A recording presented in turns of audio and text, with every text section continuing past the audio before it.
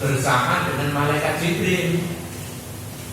Jadi tartibul mushaf, ayat-ayat dalam tartibul mushaf atau tartibus suwar niku sesuai kalian nopo penataan ayat yang dilakukan kanjeng Nabi berdasarkan bimbingan Jibril di bulan Ramadan, tapi bukan didasarkan pada tartibul nuzul. Nah, tartibul nuzul niku kan surat Al-Alaq niku 5 ayat niku turun pertama, sedangkan surat yang turun terakhir niku wattaqu yauman turja'una fihi ilallah. Napa Al-Baqarah ayat 281 niku ayat yang terakhir. Lah ayat yang terakhir niku boten yang selama ini sampai pahami al-yauma al-maidah niku al-yauma akmaltu lakum dinakum wa atmamtu alaikum nikmati wa raditu lakum Islam dinan niku boten ayat yang terakhir. Karena al-yauma akmaltu niku adalah ayat yang menunjukkan tentang kesempurnaannya Islam, bukan ayat yang terakhir. Lah ayat yang terakhir itu Al-Baqarah 281 wattaqu yauman turja'una fihi ilallah niku ayat yang terakhir. Sebab apa? Sebab setelah turunnya al-yauma akmaltu niku tasih wonten jeda waktu kurang lebih sekitar 3 bulan niku tasih wonten ayat yang turun, dan setelah itu Nabi wafat. Gitu. Setelah itu Nabi wafat. Jadi al-yauma akmaltu niku bukan ayat yang terakhir, tetapi ayat niku hanya menjelaskan tentang kesempurnaan Islam niku. Niki beberapa pandangan yang berbeda. Misalnya Ibnu Zaid mengatakan bahwa ayat 241 niku dinasakh dengan ayat yang lain. Niki satu pandangan Ibnu Zaid. Qala Ibnu Atiyah fa farra Ibnu Qasim min lafzi an-nas ila lafzil istisna wal istisna la yutajahu fi hadzal mawdi' bal wa nasun mahdud kama qala Zaid Ibnu Aslam. Ibnu Atiyah berpendapat bahwa lafal nasab yang menunjukkan pengecualian terhadap ayat ini, sebenarnya pengecualian itu tidak diarahkan pada ayat ini, tetapi pengecualian itu sebenarnya adalah nasab murni. Ini pendapat sinten Ibnu Atiyah. Berarti ada ulama dua yang sudah berpendapat bahwa ayat ini dinasakh, sebagaimana yang dikemukakan oleh Zaid Ibnu Aslam. Lajeng enten pernyataan enten wa idza iltazama Ibnu Qasim anna qawlahu walil mutallaqat ya ummu kullu mutallaqatin lazimahu al-qawlu bin nasfi wala budda. Sementara ucapan lebih lanjut dari Ibnu Atiyah itu enten ketika Ibnu Al-Qasim membacakan ayat walil mutallaqati, yang kemudian dia memahami bahwa ayat walil mutallaqati dalam ayat 241 ini merujuk kepada setiap perempuan yang telah ditalak oleh suaminya, maka pendapat itu sebenarnya mengarah kepada nasakh. Berarti ada 3 pendapat yang mengatakan bahwa ayat ini adalah mansukh. Ayat ini dihapus ketentuan kandungannya, dan kandungan yang dipakai adalah ayat sebelumnya. Gitu? Lanjut, ada pendapat lain waqala atau ubni abi rabbah wa khairu. Hadil ayatu fisayyibati allawati qadjumina. Intaqaddama fi ghairi hadil ayati dzikrul mut'ah lillawati lam yudkhal bihinna. Fa hadza qaulun bi anna allati tafridu laha qabla al-masis lam tudkhal qattu fil umum. Atau Ibnu Abi Robah dan beberapa ulama yang lain itu berpendapat bahwa ayat ini terkait dengan perempuan-perempuan janda yang telah dijima oleh suaminya. Kemudian dia menurut atau Ibnu Abi Robah itu wajib mendapatkan mut'ah. Karena ayat-ayat yang terkait dengan selain ayat ini yang menjelaskan ketentuan mut'ah itu adalah orientasinya adalah penjelasan yang terkait dengan perempuan yang belum dijima. Kemudian Ibnu Atha menyimpulkan bahwa pendapat ini ayat yang terkait dengan kandungan ayat ini adalah ayat-ayat yang menunjukkan mahar perempuan yang telah ditentukan ukurannya sebelum perempuan itu dijima oleh suaminya, maka ini sifatnya adalah umum. Kemudian dia membacakan ayat yang sebelumnya. Wa in talaqtumuhunna min qabli an tamassuhunna mukhassasatun li hadza sinfi minan nisa. Jadi ayat ini ayat lain ya. Wa in talaqtumuhunna min qabli an tamassuhunna, jika kalian semua mentalak istri-istri kalian sebelum Anda menjimahnya, maka ayat ini dianggap sebagai taksis terhadap ayat 241 ini. Maka kemudian dia memperjelasnya dan wa mata kila inna hadzal umuma yatanawaluha fadzalika nasun la taksisun. Ketika dikatakan keumuman ayat ini bisa dibatasi oleh ketentuan ayat lain, maka ketentuan ayat lain yang membatasi ayat 241 ini wujud dari nasakh, bukan taksis. Ini pendapat dari Ibnu Atha, Ibnu Abi Robah atau Ibni Abi Robah. Sementara niki tafsir Qurtubi niku mengutip pendapat Imam Syafi'i ya. Wa qala Syafi'i fil qaulil akhar innahu la mut'ata illa lillahi tulikat qabla dukhul wa laisa sama masisun wala fardun li'anna man istahaqqat say'an minal mahri lam tahtaj fiha ilal mut'ah. Imam Al-Qurtubi mengutip pendapatnya Imam Syafi'i mengatakan dalam memahami ayat ini bahwa tidak ada mut'ah.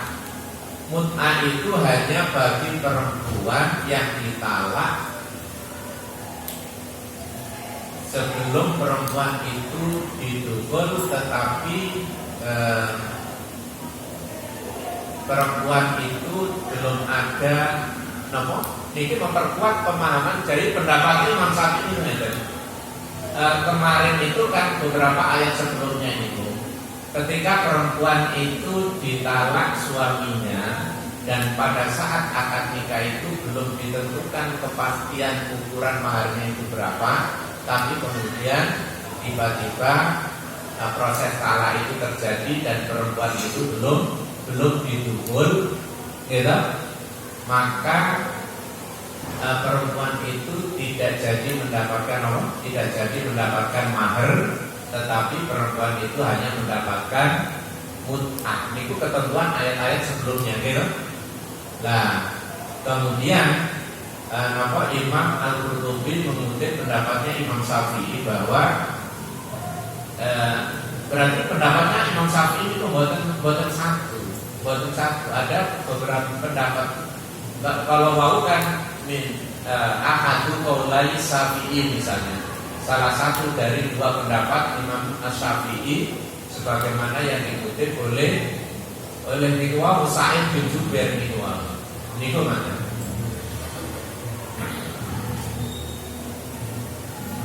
Dan niki adalah ketentuan yang terkait dengan pemahaman ayat ini. Maka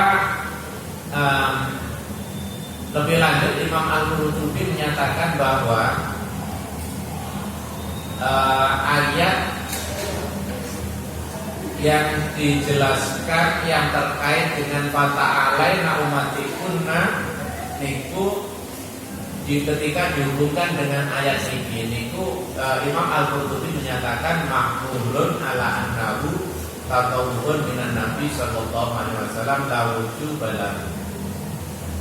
Jadi ketika yang terkait dengan persoalan ketika Nabi pernah memberikan mut'ah kepada istri Nabi yang dicerai, maka menurut Al-Qurtubi itu bukan bagian dari kewajiban, tapi itu bagian dari sesuatu yang bersifat pilihan. Artinya bersifat sunnah, boleh diberi dan boleh tidak ada kewajiban. Kemudian kaitannya dengan ayat fama lakum alaihinna min iddatin ta'taduna famati'unna, itu adalah bagi perempuan yang maharnya belum ditentukan pada saat akad nikah, maka perempuan itu hanya diberi mut'ah. Perempuan itu hanya diberi mut'ah, tapi tidak diberi maharnya. Lajeng Al-Qurtubi mengutip pendapat Asy-Syafi'i juga, wal mafruḍu laha al-mahru idza tuliqat qabla al-masisi lamun atalana. Sementara ada pendapat lain, jika perempuan itu ketika akad nikah itu maharnya telah dipastikan, telah ditentukan, lalu dia ditalak oleh suaminya sebelum suaminya menjimatnya, maka perempuan itu tidak berhak mendapatkan mut'ah. Paham ya? Bolak-balik bulat. Jadi perempuan yang ditalak suaminya pada saat akad nikah itu maharnya belum dipastikan berapa ukurannya, tetapi tiba-tiba perempuan itu belum dijima oleh suaminya kemudian ditalak, maka perempuan itu tidak mendapatkan mahar dari suaminya. Gitu? Sebab apa? Sebab kewajiban mahar diberikan itu kan nikah pada saat telah menjimanya. Dan sementara ketika perempuan itu pada saat akad nikahnya itu maharnya itu belum ditentukan maharnya berapa, belum ditentukan. Tetapi ketika maharnya telah ditentukan, itu persoalannya lain. Ketika maharnya telah ditentukan pada saat akad, kemudian laki-laki itu mentalaknya sebelum jima, maka maharnya itu bisa dibagi dua. Perempuan mendapat separuh dan separuh balik kepada suami.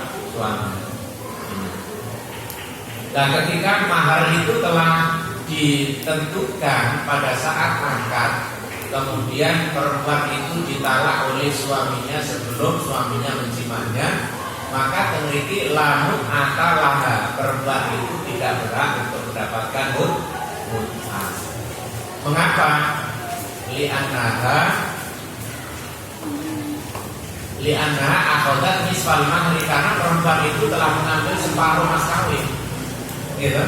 Min ghairi juryan wa'in, sebelum suaminya menikmati jima dengan istrinya. Itu akan ketentuannya karena memang mas kawinnya sudah ditentukan pada saat akad nikah. Misalnya mas kawinnya itu 1 ekor kerbau misalnya. Tapi kapan maharnya rupa 1 ekor kerbau kepiye, kapan dibagi separuh suami, mantan suami dan separuh mantan istri, berarti dijual, gitu. Berarti uang hasil jualan kerbau yang semula dijadikan mas kawin itu harga separuh kerbau untuk suami dan separuh harga kerbau itu untuk mantan mantan suami, mantan istrinya untuk dapat separuh dan suami kembali dan separuh itu kembali kepada suami tanpa mendapatkan mut'ah, karena mas kawinnya sudah ditentukan itu, gitu. Li'annaha akhodat nisfal mahri min ghairi juryani wadin, sebelum sang suami menikmati hubungan badan dengan istrinya. Wal madhulu biha idza tuliqat falaha al-mut'atu. Sementara kalau perempuan itu telah didukul, telah dijima oleh suaminya, maka perempuan itu mendapatkan mut'ah. Di samping untuk mahar juga untuk mut'ah. Alasannya apa? Li'annal mahra yaqa'u fi muqabalatil wad'i wal mut'atu bisa babil ibtidali bil aqdi. Karena mahar itu diberikan ya ibaratnya sebagai imbalan terhadap jima, gitu. Nah sementara mut'ah itu diberikan hanya ya karena apa ya?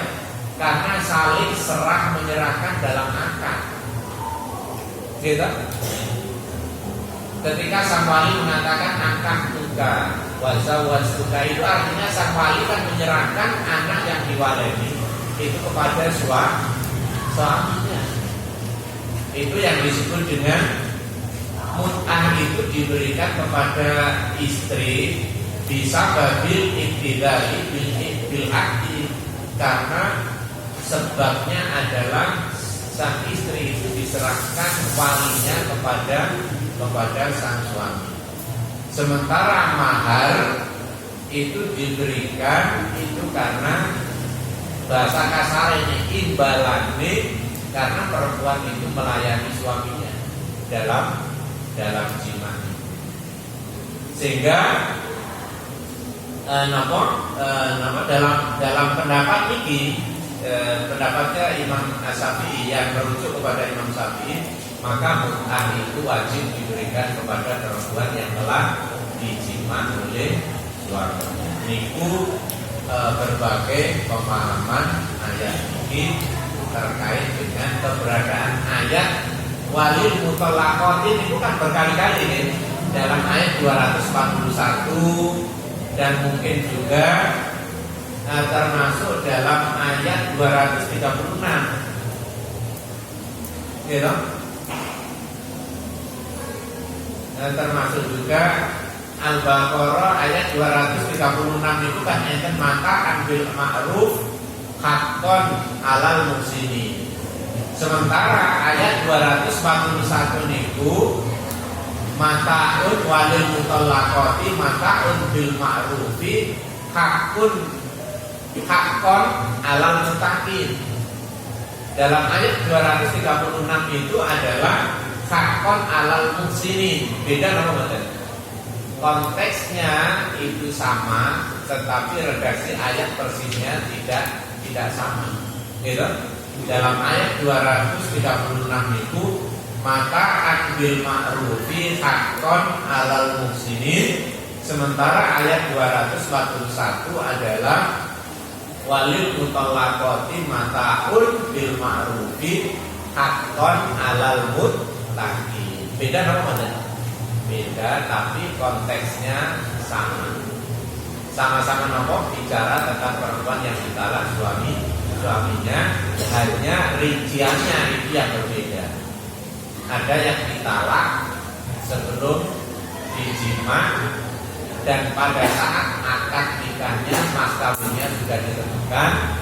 Tetapi ada yang ditalak kemudian mas kawinnya sudah ditentukan. Ada yang ditalak istrinya sudah didukul, tapi ada yang ditalak istrinya belum didukul. Itu mengandung konsekuensi yang berbeda-beda. Dengan pemahaman yang berbeda-beda ini, kalau sampai itu semakin memiliki pengetahuan yang luas terhadap pemaknaan dalam ayat Al-Quran.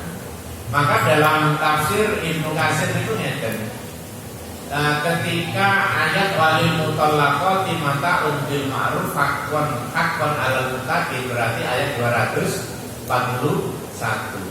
Niku enten penjelasan yang menghubungkan dengan ayat sebelumnya, lama nazala qauluhu mata'an bil ma'ruf haqqan 'alal muslimin qala rajulun in si'tu ahsantu fa fa'altu wa in si'tu lam af'al.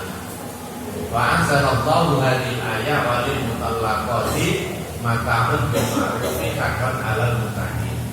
Ayat 241 itu turun itu akibat ayat sebelumnya yang turun itu adalah mata ambil ma'ruf haqqan 'alal muslimin. Itu kemudian ada salah seorang sahabat yang berkata, kalau saya berkehendak maka saya akan berbuat baik dengan cara memberi mut'ah kepada istriku dan aku melakukannya. Dan jika saya berkehendak, saya tidak akan melakukan memberikan mut'ah kepada istriku.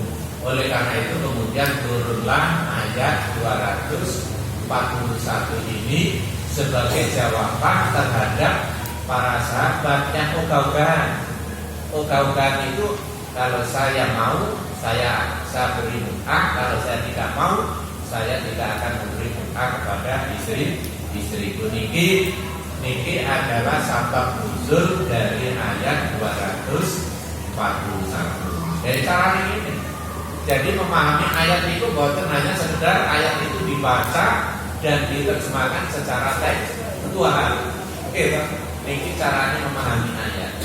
Dari mana kita mendapatkan bahwa ayat ini dirasa atau tidak? Ya dari beberapa kitab tafsir. Paling tidak sampai membaca tafsir Jalalain. Paling tidak sampai betul tafsir Jalalain. Ini ngaji kan bahwa kitab tafsir terus tekon di. Gitu. Arah ini pendengaran yang kita pakai hanya mendengarkan dan catatan, gitu. Lah sabare ngrungokno mari ngono kan lali, gitu. Al ilmu fi sudur, soalnya sudurnya itu gampang lali. Ilmu itu dalam catatan, dalam kitab. Sebab kapan betul-betul kitab dari ini gampang lali. Moga-moga sampai sedikit-sedikit saya akan memahami ketentuan ayat Al-Quran, bagaimana kita seharusnya memahami ayat sehingga pemahaman kita menjadi pemahaman yang benar. Wassalamualaikum warahmatullahi wabarakatuh. Rabbana